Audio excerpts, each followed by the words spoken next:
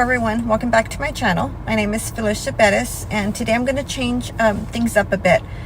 So lately I've been making videos regarding my book.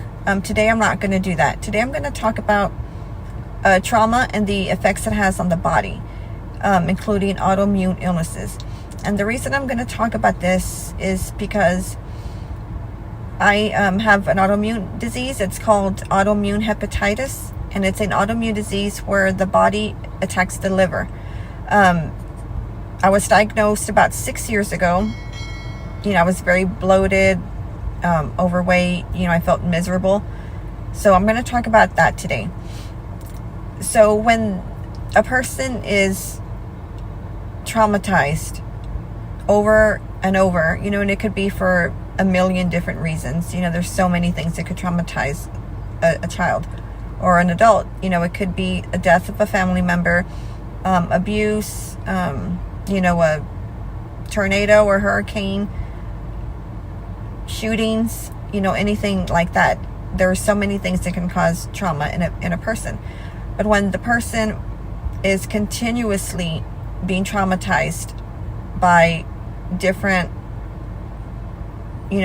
things, or even by the same thing. If a person is continuously traumatized, their body continuously stays in the flight or fight response, stress response, which increases cortisol levels and adrenaline levels.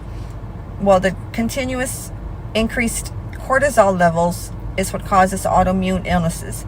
So some people, might have like rheumatoid arthritis, that's autoimmune, or they can have what I have, which is autoimmune hepatitis. So I'm going to talk more about autoimmune hepatitis since that's what I have and I know, about that. So about 6 years ago, I was pretty overweight, pretty bloated. Like I literally looked 6 months pregnant almost every day. I never really understood why.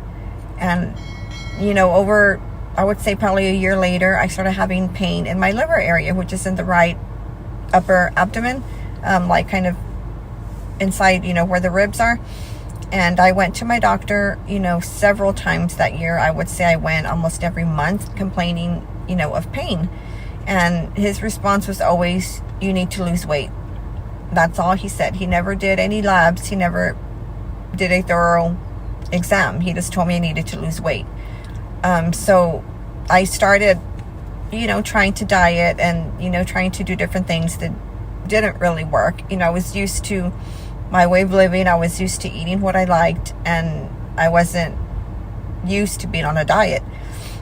So after about a year, the pain was worse, and, I went to the doctor and I told him I need to see a specialist now. I know there's something wrong and you're not listening to me. So he eventually referred me to a liver specialist about 2 hours away from my home. So on my very first visit, they did all kinds of tests. They took like 10 tubes of blood. They did an ultrasound. They did they scheduled me for a biopsy of my liver. And, about a week later, I got the results. So my liver had been swollen for about a year, which caused severe damage. My liver, I had stage 3 cirrhosis. It was hard, the texture was rough. It was not a healthy liver, which is the reason I had the weight gain and the bloating and, my severe abdominal discomfort. It all, my face was swollen. I mean, my whole body was, I had gained a lot of weight and I was swollen. So it was all caused by my liver issues. So he put me on immunosuppressants,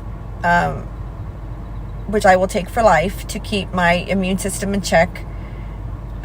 So within the first few months of taking those immunosuppressants, I was not feeling good at all. I felt horrible. And it was because my body was reacting negatively to the immunosuppressants.